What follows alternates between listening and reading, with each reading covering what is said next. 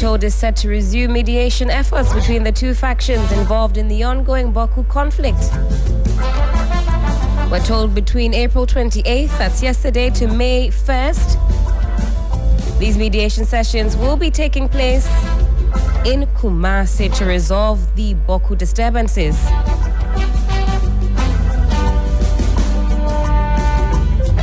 I've got my colleague on the line, William Evans. Nkum is our Northern Chief Bureau, and he can give us some better particulars. Let's speak with him now. Williams, hello, good morning. Good morning, Helen. How are you doing? We're doing very well. I'm sure you're also doing well as well. Yes, we're not doing too badly over here, but obviously very concerned about what is happening in Boku as the conflict rages on. Now, do tell us, as someone on the ground, what has been the general public's reaction to Otumfuor's involvement in the Boku peace process? Well, it is that of optimism that the Santehene will be able to mediate this peace process successfully, and peace will restore as far as Boku is concerned. And exactly what is starting today.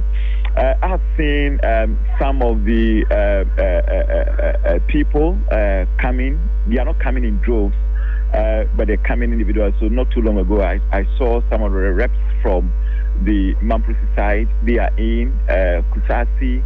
I'm yet to see anybody arrive yet. But what we also do know is that this particular meeting is going to be held under strict security protocols. So some of the pictures that I've seen is going to be a face-to-face kind of engagement with Otumfuor seated in the middle. And that is how the mediation process is going to look like. Now, like I said, it's going to be held on a very strict security protocol. So nobody will be allowed to enter the auditorium with a mobile phone, not even the security men. So I'm talking about both police and military. They will not even be allowed to enter the auditorium with their mobile phone.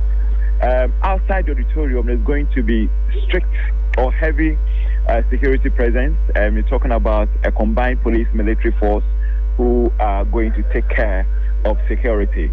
There are certain areas that have been flagged, limited to, restricted to movement.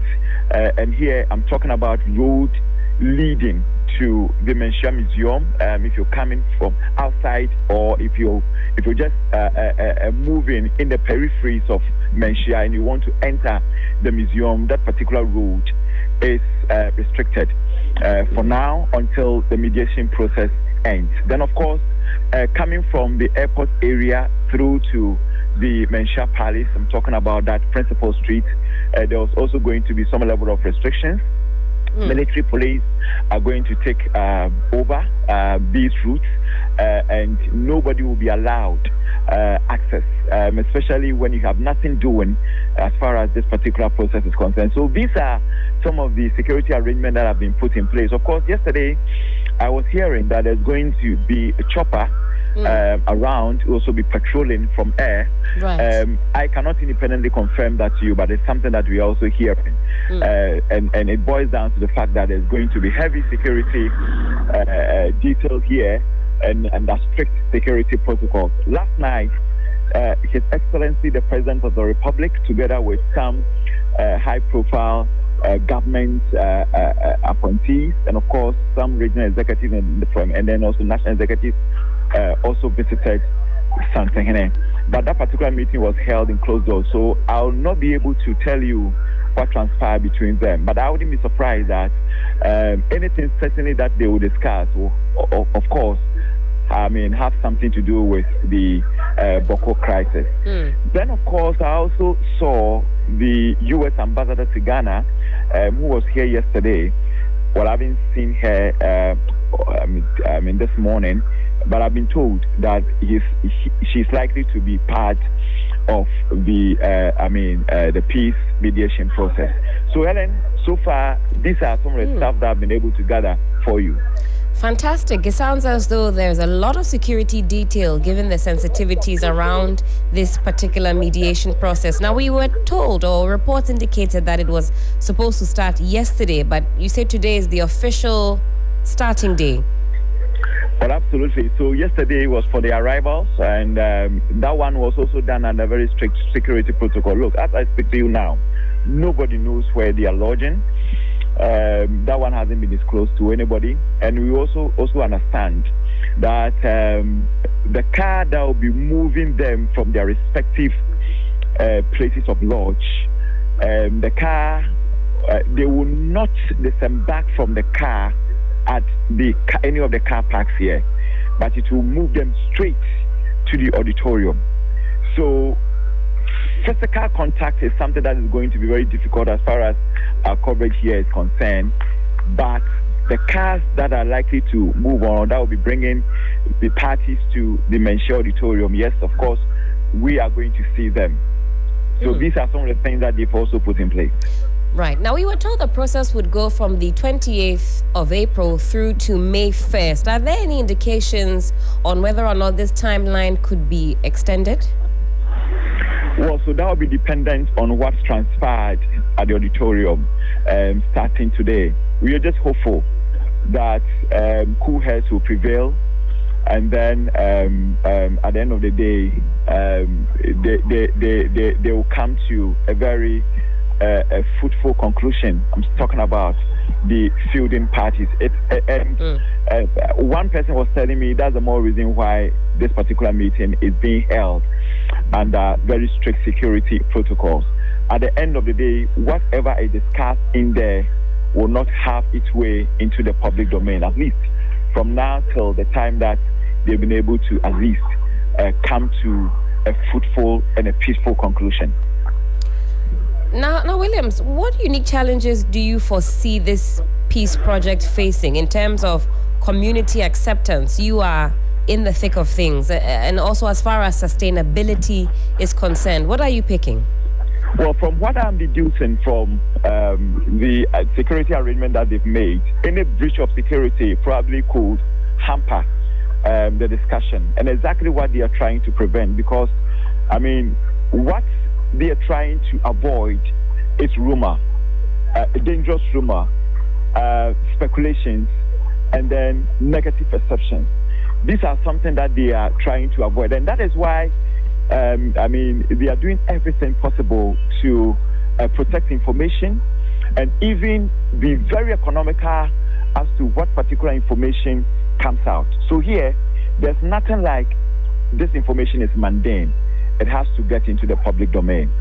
Whatever information that has to come out probably will be something that has been well processed, something that will not, injure the very peace deal that they are trying to achieve or attain as far as all these important meeting is concerned. So anything breach of that, perhaps from what I'm hearing, could hamper the process. Certainly, Williams, hold on for me. Let me also acknowledge the presence of Mr. Emmanuel Kotin. He's the Executive Director, African Center for Security and Counter-Terrorism. Emmanuel, hello, good morning. Helen, good morning, and thank you for having me. Thank you so much for making some time for us as we delve into this important discussion. Boku is, of course, high up on our radar, and we know that Otumfuor has waded into the conversation. But from your perspective, how does the Boku conflict intersect with issues of national security and counter-terrorism? Thank you. It's not in doubt, and it's public knowledge that if we are not able to contain the conflict in Boku, Boku could become our Waterloo to our fight against violent extremism, given that our neighbors are heavily affected by this canker. But I want to go a bit about what is happening in Menchie today. Sure. And I'm so happy about your colleague, correspondent. He used a word I'm very happy about. There's a level of optimism. We shouldn't see Otumfuor's intervention as the panacea to the conflict to bringing peace in Boku is just one of many steps that as a country we have to take to bring lasting peace to Boku. I have a few challenges. We seem to be securitizing the process with heavy security presence at Malaysia. For Christ's sake, if you meet the leaders of the feuding faction, they'll tell you when they meet, they chat and laugh. It's not as if they are at war. And if you look at the traditional relationship between them, they have intermarried. It's just that chieftaincy has become a very turning issue in Ghana today. Such that when it gets to that level, everybody wants to fall in line.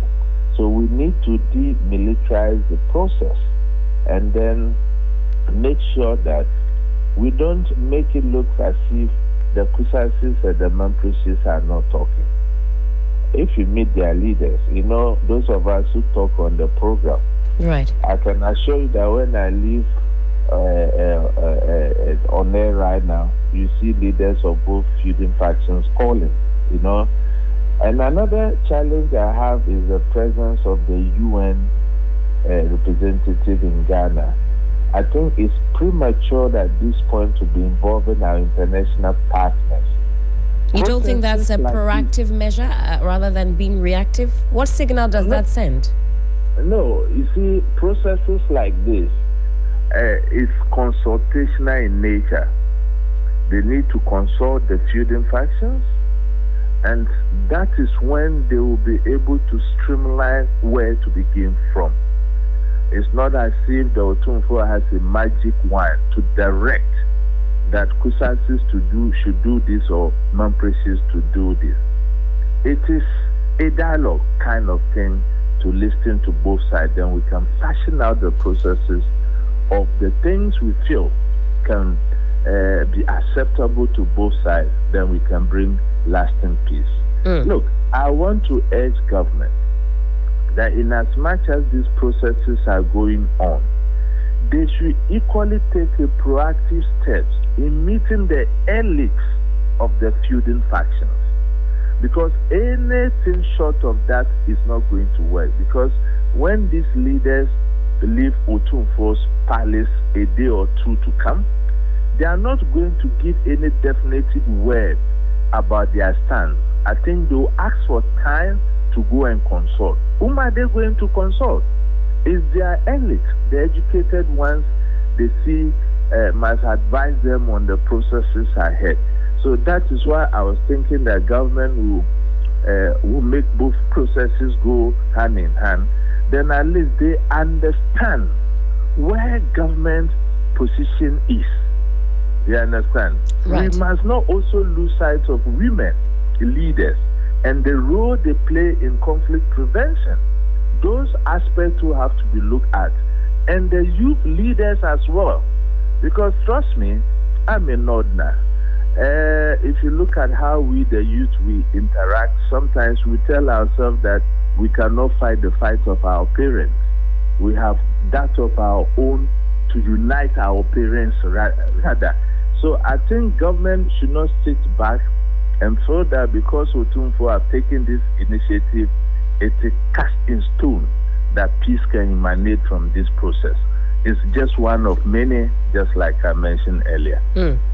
Certainly. Let me bring in my colleague Williams back into the conversation. Now, Williams, when it comes to this particular mediation process, who is Otumfuor collaborating with to facilitate this process?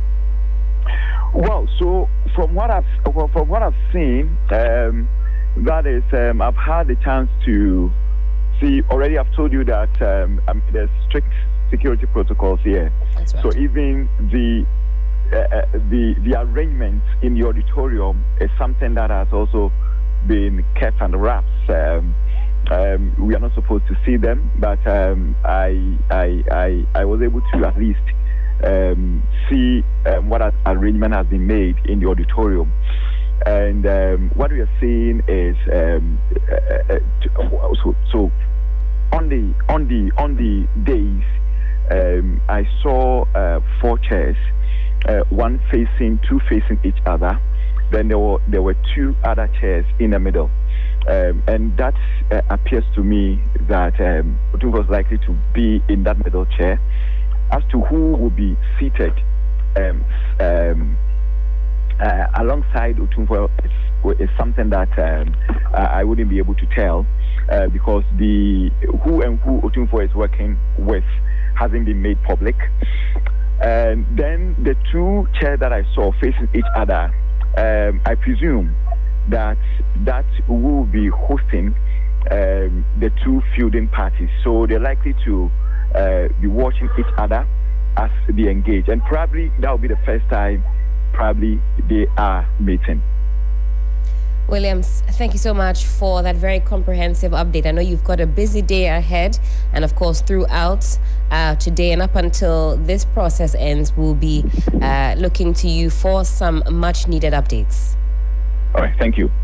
Again, that was Williams Evans Nkum. He's our Northern Bureau Chief. Mr. Emmanuel Kotin is still with us. He's the Executive Director, African Center for Security and Counter-Terrorism. We're talking about the mediation efforts that are currently underway, and this is under the auspices of Otumfuor. Mr. Kotin, back to you on this one. You talk about the efforts of Otumfuor not being the be-all and end-all for this situation. You say that he is complementing state-led efforts in this regard. You also talk about involving women, involving the elites. But for the wider citizenry, what should we be thinking about as this conflict rages on? I think we have a duty to avoid misinformation. We have a duty as stakeholders to complement the efforts of Otumfuor, especially the media. The spirit of sensational reportage must be viewed carefully. If you're listening to your reporter, he has a sneaker picture of how chairs were arranged, and he's trying to impugn how the process may span out. I think at this point, those things are not necessary. And let me offer this caution. There's nothing really that will come out at these initial stages. To me, more or less, it's about information gathering. They want to fact-check certain things and see the position of all the feuding factions. Then they can come back to the drawing table and factor in all the peace-building models and look at which one that can be appropriately applied in the Boku case. So I will call for total restraint, not only of the feuding factions, but all Ghanaians and the media in particular. And I also want to urge the government that we can solve our own problems. Let's own the process. We shouldn't make it look as if our international partners will come and resolve a localized issue like the Boku conflict for us. Because if you look at the Dagbon case, at a point I saw our international partners rearing their ugly heads and trying to take credit for what happened in Dagbon. But I can say on authority that it was the government of the day's effort that brought peace in Dagbon. I don't think it's everything we have to run to our international partners for funding. I'm not sure Boku is so big a case as a country we cannot handle it. So I'll call for total restraint and call all stakeholders, peace-loving Ghanaians, to all put their hands on deck, and let's see what comes out of the Otumfuor mediation, the initial stages of the consultation. At this point, there is nothing we can prefer until we have a communique from His Eminence Otumfuor after he had consulted with the feuding faction at the initial stage. I know there will be a series of meetings, and this is just one of many that we'll witness in the coming months. Now, Mr. Kotin, let me ask you finally, do you believe there's enough political will across the board beyond the mediation efforts to see the Boku peace process through to its finality? You say we don't need any external support, but on home soil, do we have what it takes to finally close the lid on this unfortunate incident? It was the political will that brought peace in Dagbo. And this instant case, I see the political will. Government has maintained a very neutral stand at the displeasure of one of the feuding factions.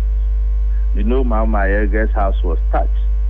There was press releases he shouldn't come to Boku. There were press releases about the promises the NDC made to the Kusasi youth.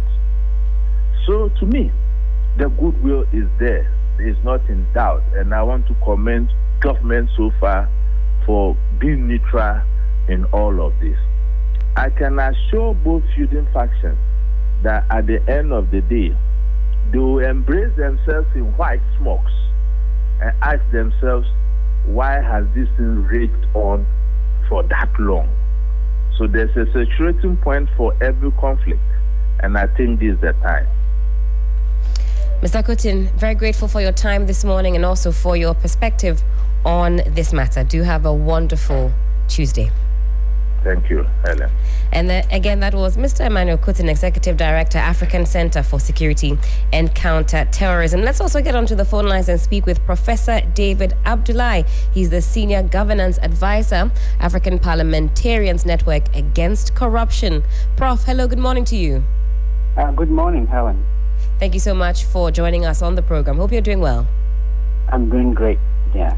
All right. Now, we know Otumfuor has waded into the Boku conflicts and there are some mediation efforts underway. How significant is the involvement of respected traditional leaders like Otumfuor in resolving long-standing political and ethnic conflicts?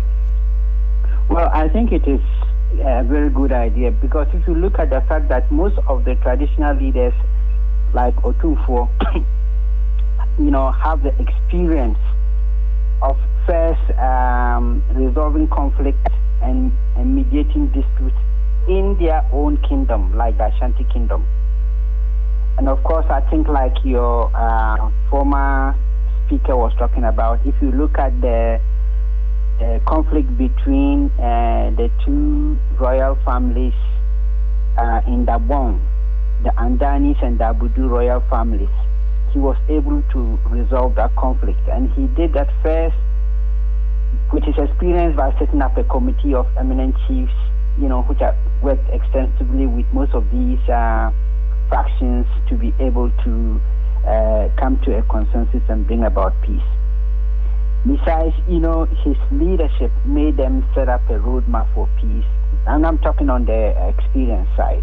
And then, of course, once you secure the peace, it's also to maintain that peace.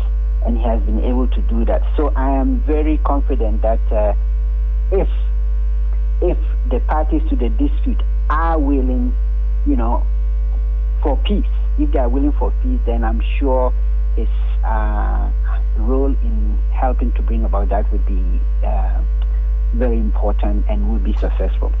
Now, our correspondent on the ground, Williams Evans Nkum, mentions that there's a rep from the UN who will be involved in the proceedings. Some are of the view that we don't need any external support. What is your view on that? Well, at this point, I don't think it is important to have external interference. My view is that they do not know the story on the ground. Now, if that external support is in the form of providing resources to support the process, I would support that. But just having people from external getting involved in local affairs, in my opinion, it's a non-starter. Yeah. Now, after these mediation efforts are concluded, what institutional reforms would you recommend to prevent the recurrence of such conflicts and the devastation that comes with it? I would speak from the fact that I went to school in Boku and I know the environment. One of the things that is lacking is resources, and the government should make sure that they play a very important role in making sure that resources help most of the people to be able to sustain their lives. And that has to do with all the ethnic groups. That is the first thing. The second thing is, eminent people like Asante Hini should continue with the diplomacy, especially, using the traditional aspects of our culture to make sure that the peace sustains. One thing is, once you have been able to attain the peace, if you do not sustain it, obviously one or two things could trigger, the return of that conflict. So I think that is the second thing that must be done.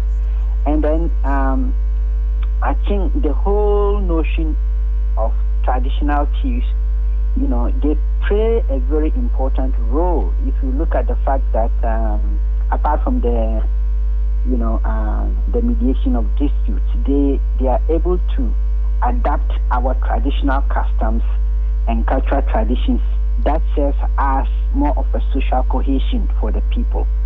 So those should be worked on more. And then, of course, they also foster development. So I think the government should find a way to make sure that opportunities are available for the traditional leaders to be able to undertake local development, like building of schools and hospitals and agricultural projects. I think that would, in a way, continue, to sustain the people, and there will be peace. I think what is also important is that